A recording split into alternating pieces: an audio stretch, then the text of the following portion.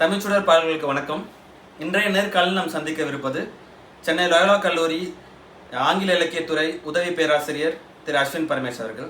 அண்ணனை பற்றி சொல்லணும் அப்படின்னா கிட்டத்தட்ட எங்களோட பழக்கம் பார்த்தீங்கன்னா 13 வருஷம்.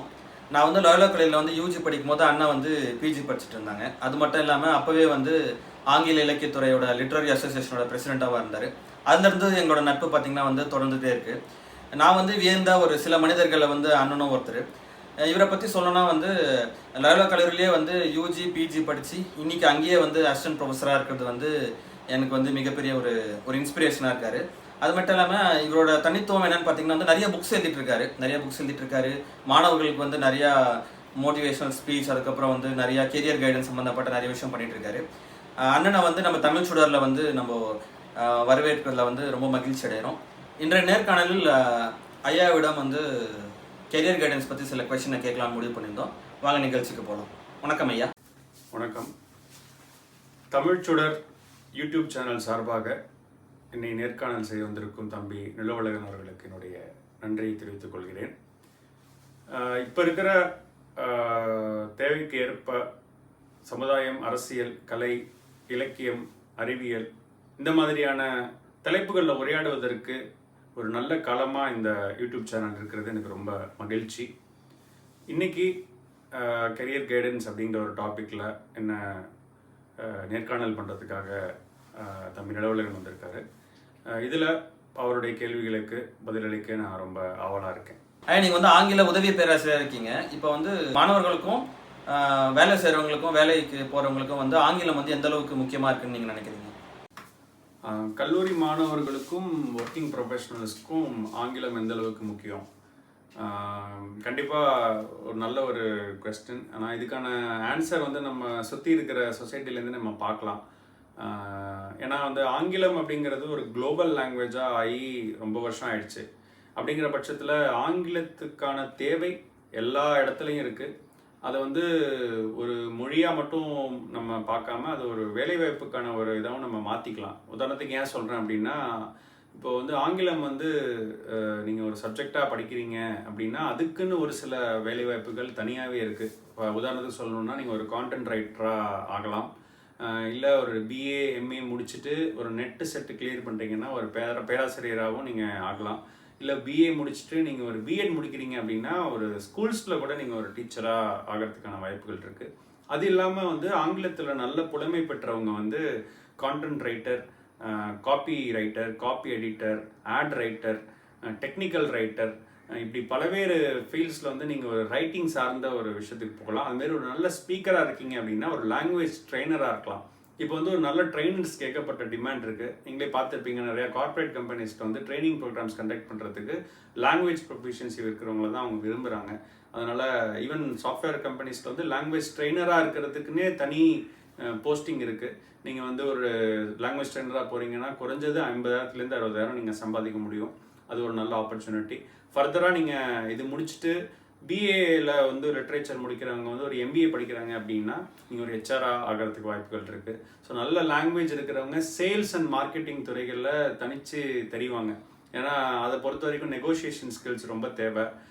நீங்கள் நெகோஷியேஷனுக்கு லாங்குவேஜ் நல்லா இருக்குது அப்படின்னீங்கன்னா நீங்கள் தனியாக அதில் ஷைன் பண்ண முடியும்.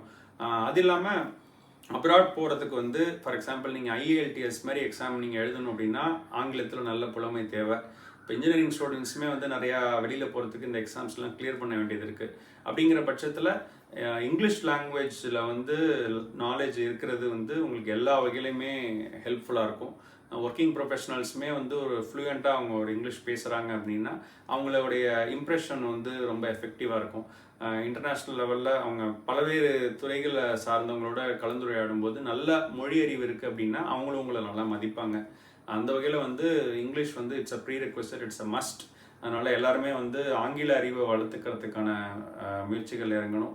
குறைஞ்சபட்சம் ஒரு பேப்பர் படிக்கிறது ஒரு முக்கியமான ஒரு எவ்ரிடே ஆக்டிவிட்டியாக மாற்றிக்கங்க.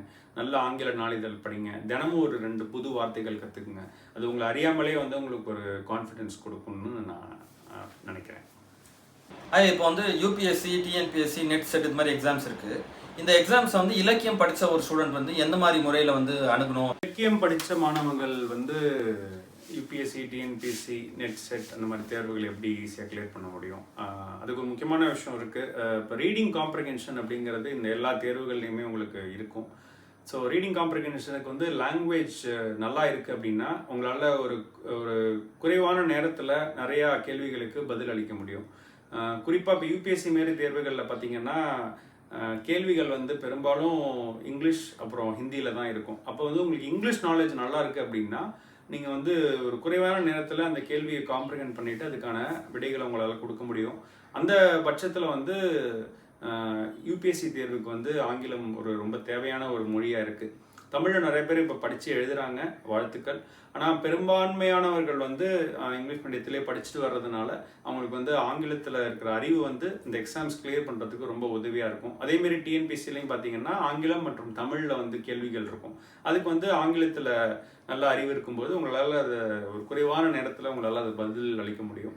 அதுமாதிரி நெட் செட்டுக்கு வந்து நெட்லேயுமே லாங்குவேஜ் காம்ப்ரிஹென்ஷன், ரீடிங் காம்ப்ரிஹென்ஷன் வந்து ஒரு இன்றியமையாத ஒரு விஷயமா இருக்குது. ஸோ அதனால் வந்து எல்லா தேர்வுகள்லையுமே உங்களுடைய லாங்குவேஜ் அறிவை வந்து செக் பண்ணாமல் இருக்க மாட்டாங்க. உங்களை குறைஞ்சபட்சம் ஒரு எஸ்ஏயாவது எழுத சொல்லுவாங்க. அப்படிங்கிற பட்சத்தில் வந்து ஒரு கிராமட்டிக்கலாக எந்த மிஸ்டேக்கும் இல்லாமல் நல்ல சென்டென்ஸ் கன்ஸ்ட்ரக்ஷனோட ஒரு விஷயத்தை எழுதுறதுங்கிறது இப்போ ஒரு முக்கியமான ஒரு ஸ்கில்லாக இருக்குது. அதனால் வந்து எல்லாருமே வந்து எழுதுறது அப்படிங்கிறத ஒரு டெய்லி ஆக்டிவிட்டியாக மாற்றிக்கிறீங்கன்னா இந்த மாதிரி எக்ஸாம்ஸ்க்கும் அது ஒரு பெரிய உதவியாக இருக்கும். இது இல்லாமல் நான் இன்னொரு எக்ஸாமையும் சொல்லணும்னு நினைக்கிறேன். இந்த மாதிரி SSB exams, combined defence service exams எழுதுறீங்க. நீங்கள் ஒரு ஆர்மியில், நேவியில் நீங்கள் போகணுன்னு ஆசைப்பட்டால் கூட உங்களுக்கு வந்து இது தேவைப்படும். அதுவும் குறிப்பாக நான் சொல்ல விரும்புறது, இந்த லாங்குவேஜ் படித்த ஸ்டூடெண்ட்ஸ்க்கு வந்து இன்னொரு ஆப்பர்ச்சுனிட்டி என்ன இருக்குது அப்படின்னா, ஆர்மி அண்ட் நேவியில் வந்து எஜுகேஷன் கார்ப்ஸ் அப்படின்னு சொல்லிட்டு ஒரு ஃபீல்டு இருக்குது. ஸோ அது வந்து நீங்கள் எம்ஏ முடிச்சுட்டு நெட்டு கிளியர் பண்ணுறீங்க அதுக்கப்புறம்னா இந்த இதில் நீங்கள் அப்ளை பண்ணிவிட்டு ஆர்மி ஆஃபீஸராகவே நீங்கள் அதில் போகலாம். நீங்கள் வந்து காம்பேட்டுக்கு போக மாட்டீங்க, ஆனால் வந்து ஆர்மியில் ஒரு டீச்சிங் கெரியர் மாதிரி இது இருக்கும். ஃபார் எக்ஸாம்பிள் வந்து ஆர்மியில் நீங்கள் you be posted as a lieutenant, அதுமாதிரி நேவியில் வந்து சப் லெஃப்டினன்ட், அந்த மாதிரியான ஒரு அடைமொழிகளோடு நீங்கள் அங்கே வந்து ஒரு ஆஃபீஸராகவும் வேலை பார்க்கலாம். ஸோ இதெல்லாம் வந்து பல வாய்ப்புகள் நம்ம வந்து பயன்படுத்திக்கிறதுக்கு நம்ம தயாராக இருக்கணும். சில மாணவர்கள் பார்த்தீங்கன்னா வந்து யூஜிசி நெட் வந்து ரொம்ப வருஷம் ப்ரிப்பேர் பண்ணுறாங்க, சில நேரங்கள் வந்து டிஸ்கரேஜ் ஆகிறாங்க. அது மாதிரி மாணவர்களுக்கு நீங்கள் வந்து எது மாதிரி ப்ரிப்பேர் பண்ணலாம் அப்படின்னு ஏதாவது சஜஷன் கொடுக்குறீங்களா? நெட்டு செட்டு ப்ரிப்பேர் பண்ணுற ஸ்டூடெண்ட்ஸ் நிறையா டிஸ்கரேஜ் ஆகிறாங்க அப்படிங்கிறது வந்து நான் உங்களுக்கு அதில் இருக்கிற ஒரு பாசிட்டிவான விஷயத்தில் சொல்கிறேன். நெட் செட்டில் நெகட்டிவ் மார்க்கிங்கிறது கிடையாது, அதை முதல்ல ஞாபகத்தில் வச்சுக்கோங்க. யூபிஎஸ்சி மாரி எக்ஸாம்ஸ் நீங்கள் எழுதுறீங்க அப்படின்னா நெகட்டிவ் மார்க்கிங் இருக்குது. ஸோ நீங்கள் எல்லா கொஸ்டின்ஸும் அட்டென்ட் பண்ண முடியாது. தவறாக கொடுக்குற ஒவ்வொரு விடைக்கும் வந்து நெகட்டிவ் மார்க் போகும்போது உங்களுடைய கட் ஆஃப் கீழே போகிறதுக்கு வாய்ப்பு இருக்குது. ஆனால் டிஎன்பிஎஸ்சி, நெட்டு செட் இது மூணுத்துலேயுமே நெகட்டிவ் மார்க்கிங் கிடையாது. அதனால் நீங்கள் துணிஞ்சு கேள்விகளுக்கு பதில் ஆன்சர் பண்ணலாம்.